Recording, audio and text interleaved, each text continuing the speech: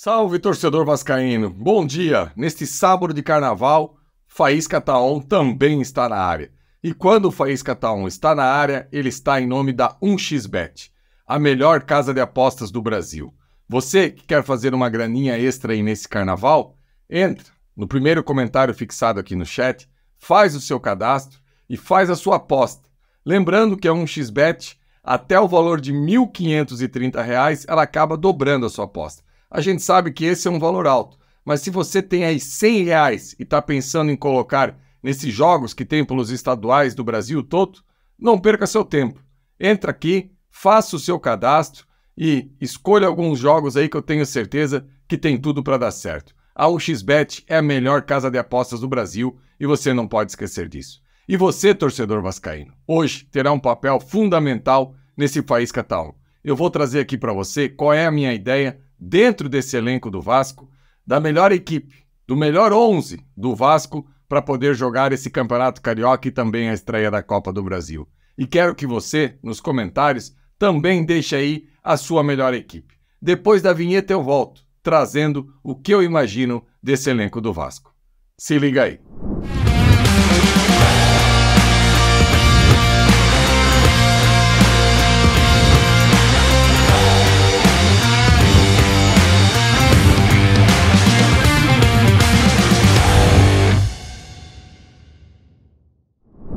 Então, torcedor vascaíno, hoje eu quero propor para você aqui um debate sobre qual é a melhor escalação do Vasco dentro daquelas peças que a gente tem disponível no elenco.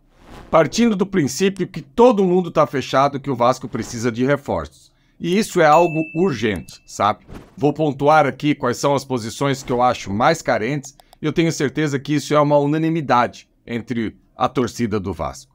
E mesmo assim, torcedor, eu acho que o 11 titular do Vasco dá para fazer bons jogos.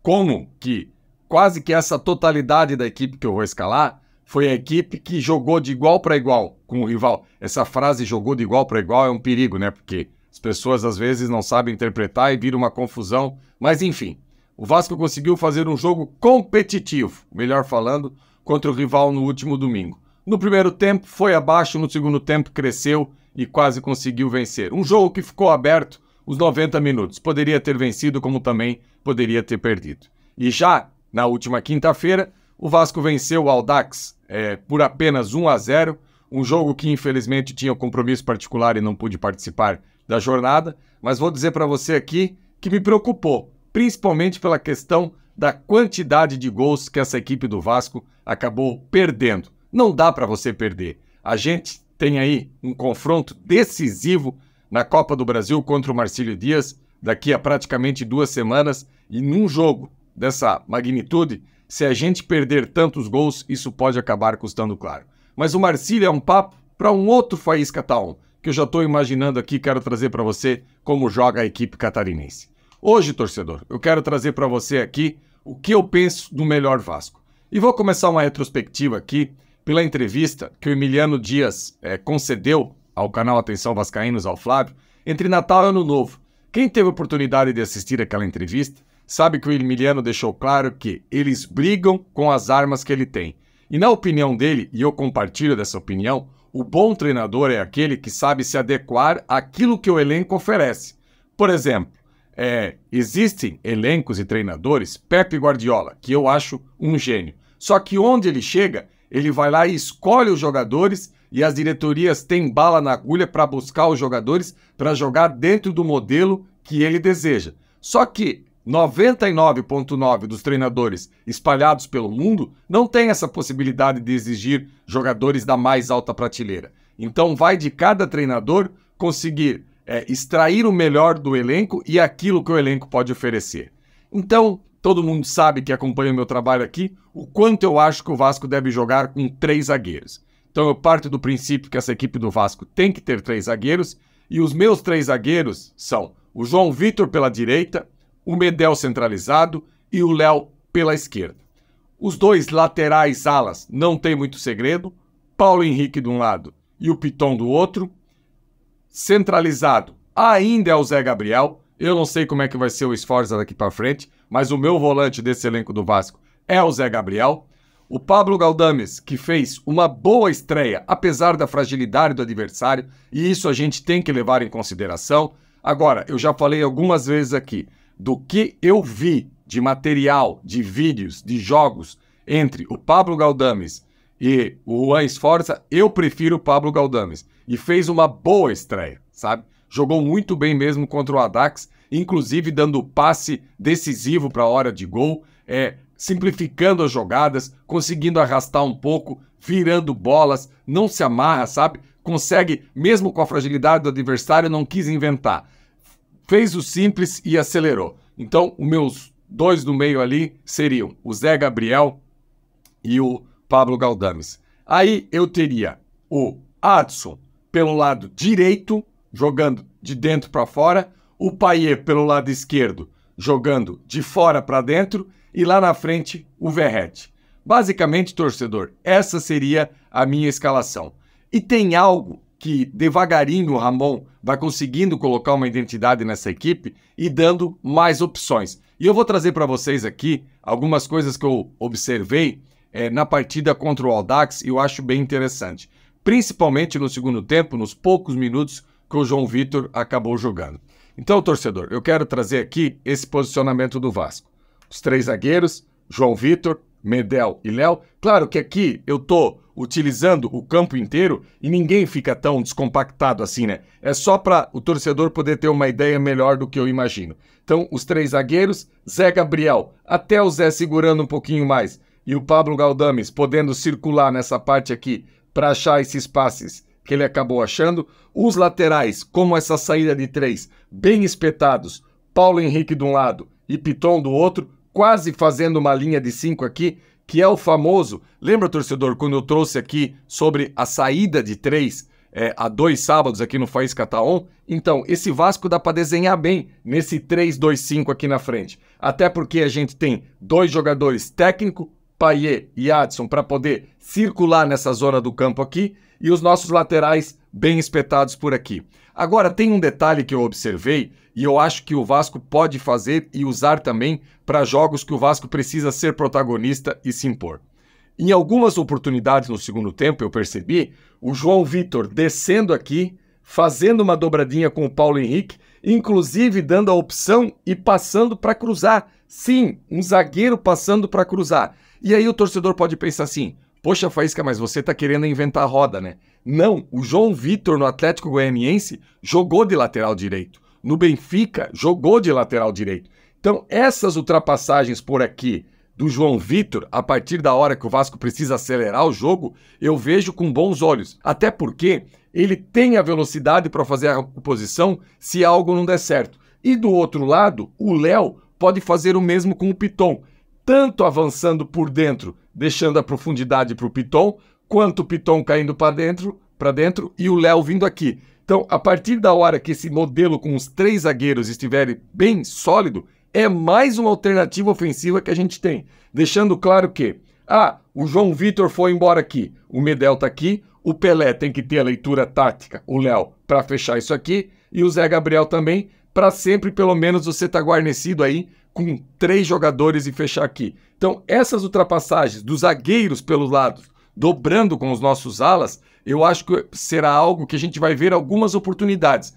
Peço para o torcedor que gosta desses detalhes prestar atenção daqui para frente nos jogos, se isso não vai acabar acontecendo naturalmente, dessa subida do Léo e dessa subida do João Vitor para procurar o fundo. Porque hoje não adianta a gente, enquanto tiver esse elenco que não te dá várias possibilidades de chegar ao gol adversário, a melhor delas é chegar no fundo com qualidade e tentar achar o Verratti dentro da área. Ele que tem um aproveitamento absurdo, ele ataca muito bem a bola, ele tem um tempo de bola muito bom, inclusive, desde o ano passado, o técnico do rival, o Tite, acabou elogiando ele numa coletiva, porque ele tem essa movimentação muito boa. A gente não pode esquecer, no último domingo, a bola que o Léo Pereira acabou tirando em cima da linha, numa jogada de manual do Vasco, que é fazer essa ultrapassagem do Piton para poder cruzar essa bola e colocar na cabeça do Verratti. Claro que o Vasco não pode ser uma equipe de uma nota só. Tem que criar outras alternativas. E quando eu falo de ter Adson e Payet por trás do Verratti, é uma questão para você ter essa construção nessa parte do campo aqui, com o Verratti empurrando a última linha do adversário, porque ele incomoda bastante e o adversário aqui sabe que não pode dar bobeira, para criar esse espaço entre linhas. Porque o adversário, a maioria das equipes, né, acabam marcando com 2 linhas de 4. A primeira linha de 4 aqui, a outra linha de 4 um pouco mais na frente. E o grande segredo no futebol hoje, sendo que lá na frente é o tão famoso 4-4-2 sem a bola. E saber trabalhar nesse espaço entre linhas aqui é algo que eu vejo que tanto o Payet da esquerda para a direita, quanto o Adson da direita para a esquerda com o pé trocado, tem que saber aproveitar esse espaço com o Verratti, fazendo essa função aqui de empurrar cada vez mais a linha defensiva do adversário para acabar gerando espaço. E a gente sabe que trabalhar entre linhas é para pouco. É o grande segredo do futebol hoje. Dentro dessa compactação que todas as equipes jogam, você ter jogador que saibam trabalhar entre linhas. Então, o Payet de um lado trabalhando entre linhas, o Adson do outro lado trabalhando entre linhas, eu não me preocupo com a profundidade, porque a gente tem um Paulo Henrique que ataca o espaço com muita força. No jogo da última quinta-feira, no segundo tempo, ele praticamente foi um ponta-direita o jogo todo. Claro que precisa ter a seguinte leitura. Contra o rival, no último domingo, o Paulo Henrique foi pouquíssimas vezes, porque tem que ter esse cuidado defensivo. Contra o Audax, que é uma equipe bem abaixo tecnicamente, já deu para o Paulo Henrique aparecer a todo momento lá na frente. Então, essa profundidade com os dois laterais, eu vejo que o Vasco já está sabendo utilizar bastante. E como eu falei antes mesmo do jogo contra o rival, o esquema de 3 zagueiros do Vasco é algo que tem que ser um carimbo hoje, uma identidade. E está cada vez mais claro que 3 zagueiros não tem nada a ver com ser uma equipe defensiva, uma equipe que vai jogar para trás. Não, ainda mais pelas características dos nossos zagueiros, que, como eu expliquei para vocês aqui na prancheta, até ofensivamente pode contribuir bastante. E a gente tem, por exemplo, reservas que podem executar essas funções. Por exemplo, numa ausência do Medel, o Maicon pode ser esse zagueiro protegido por dentro. Claro que daí o Vasco vai sofrer um pouquinho mais pela questão da velocidade do Maicon. Numa ausência do João Vitor, o Rojas pode fazer esse zagueiro pela direita sem problema nenhum. O zagueiro pela esquerda é que talvez dê um pouquinho de trabalho, porque não temos aí um substituto para o Léo. Mas o Medel também já jogou do lado esquerdo da defesa, sem problema nenhum, e daria conta do recado. Então, torcedor, esse, por enquanto, é o meu 11 que eu acho principal do Vasco e ainda não teve oportunidade de jogar. E quem sabe aí, depende da questão do Verratti, da costela, se vai estar melhor ou não. Já na próxima quarta-feira contra o Fluminense, se o Ramon conseguir escalar essa equipe aí, eu já estou feliz. E em contrapartida, eu acho que está ficando cada vez mais claro, e a gente não precisa repetir aqui, aqueles jogadores que estão tendo chances, vêm do banco, e nem contra o Audax eles conseguem ser protagonistas. Aí eu pergunto para você, torcedor, adianta a gente ficar dando oportunidades para jogadores que nem contra o Audax conseguem ser decisivos? Eu acredito que não. Já passou da hora da gente ir no mercado e buscar aí novas referências, principalmente para o ataque, e também mais um volante, eu acho que seria o ideal. No mínimo 3 contratações para o Vasco subir mais um degrau e conseguir ser bem competitivo, independente do jogo. Se vai ser protagonista, se vai segurar um pouquinho mais, independente do adversário, eu acho que dá para o Vasco jogar de igual para igual com isso que a gente tem aí no time. Elenco é um papo para um outro momento. Beleza, torcedor? Gostou da resenha? Like, por favor, nunca te pedi nada. Como diz o meu amigo Emerson Rocha, like, não precisa pagar boleto. Não gostou, achou a minha resenha completamente furada? Dá o dislike. Tenho certeza que você está me assistindo por aí. Todo mundo tem um grupo de WhatsApp de Vasco. Então vou lançar um desafio aqui hoje. 500 comentários com 500 equipes do Vasco diferentes aqui no comentário. Vou falar para você o seguinte, combinar algo. Se eu ver alguma equipe melhor do que a minha, eu venho aqui nas lives durante a semana e vou debater com você, torcedor. Então não esquece, parou de assistir o vídeo? Dá o like, compartilha no seu grupo. E aí, galera, vamos escalar esse time do Vasco aí, diferente do Faísca, igual o Faísca, concordo, não concordo, e coloca o time aqui embaixo pra gente ter uma ideia. Abraço, galera, e essa semana a gente se encontra sempre no Acorda Vascaíno e também quarta-feira nesse super clássico contra a equipe do Fluminense. Abraço, galera!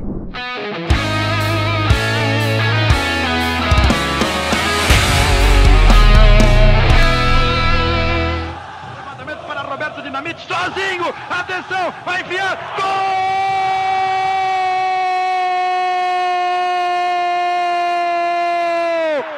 Que golaço maravilhoso do moço que mora em Caxias!